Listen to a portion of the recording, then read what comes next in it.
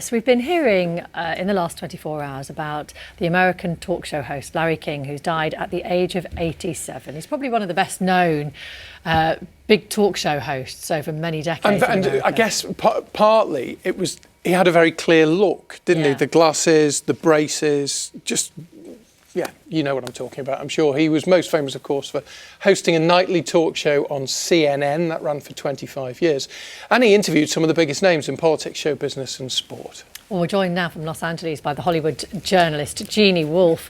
Just tell us, what kind of a man was he when you were sort of up close and personal with him? You know, he was a pretty ordinary guy in some ways, but he knew a lot about everything.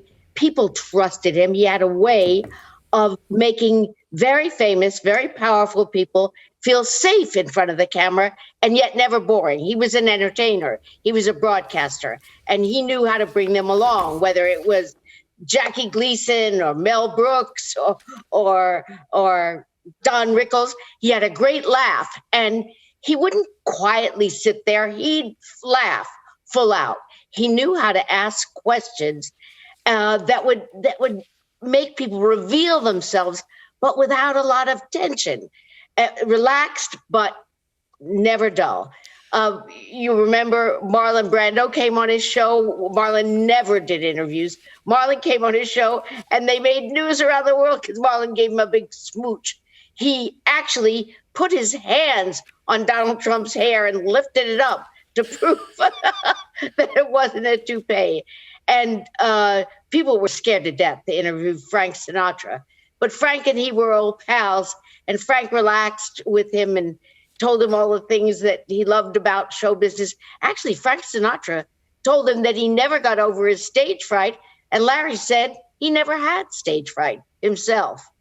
We've been watching some clips there of those old classic interviews. You mentioned Sinatra there and Brando, and I think Larry King said that they were some of the highlights of his career, because these were the kind of people who wouldn't do interviews, wouldn't talk to anyone else, but Larry King came calling and you'd open the door for him. Oh, absolutely. Elizabeth Taylor came on the show and talked about how much she drank, but she said, Larry, remember, no one will ever tell you they saw me drunk. Don't know if that's true, but that was her perspective. He interviewed Putin. He interviewed Bill Clinton. He interviewed politicians.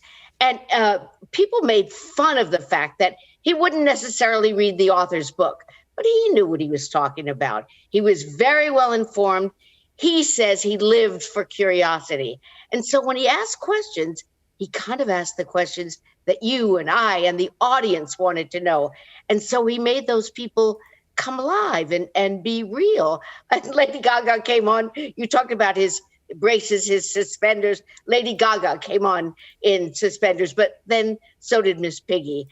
He had a way with people that we could all learn from, because he was a great listener. He didn't sit there like a lump. He answered, he listened carefully. He picked up on the questions. He teased, he kidded. If he had to ask something delicate, he sort of sneaked up on it and let you know it was coming. He was very fair, very opinionated if you talked to him in real life. He had lots of opinions about politics, about people, about how things should run, but he wasn't confrontational. And as a matter of fact, he was bored by confrontational television. He said, who wants to hear a bunch of people yelling? I want to know what's in people's heart. And he was a fan. You need to know that even though he wasn't scared of the biggest show business names in the world, he also loved and appreciated their talent.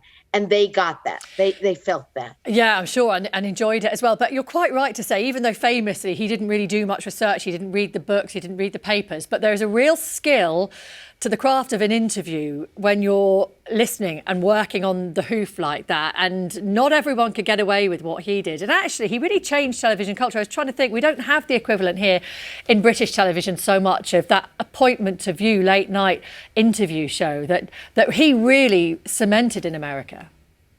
Oh, yeah, he did. There was no second to him. And also, remember, in the early days, he took audience questions. He had people calling in. He started in radio. And he always told me, Jeanne, television is just radio with pictures. He sounded relaxed, but let me tell you, he was very driven. He tried very hard to get the right people. He would go the distance. And even though he didn't do what we call homework, he knew what he was talking about. He kept current. And almost any day of the week, though, he had all these guys that were his friends since he was a kid. And you'd see him at Nate and Al's Delicatessen, off in the corner, eating his salami and eggs. He loved fans. I would watch him down the street or go out to dinner with him, and people would come over to the table and talk to him. And he even had a little way with those people, to ask him a little something. Oh, mention something they wore, or mention something about where they were from. He just had that human touch, and yet he was the ultimate professional. Yeah, what a man. Thank you very much. A complex man, complex private life, married 8 times, but no doubt his impact on the world of television and entertainment. Thank you very much, Jeannie. Nice to talk to you, Jeannie Wolfe. Extraordinary guy. Thanks for letting me. It's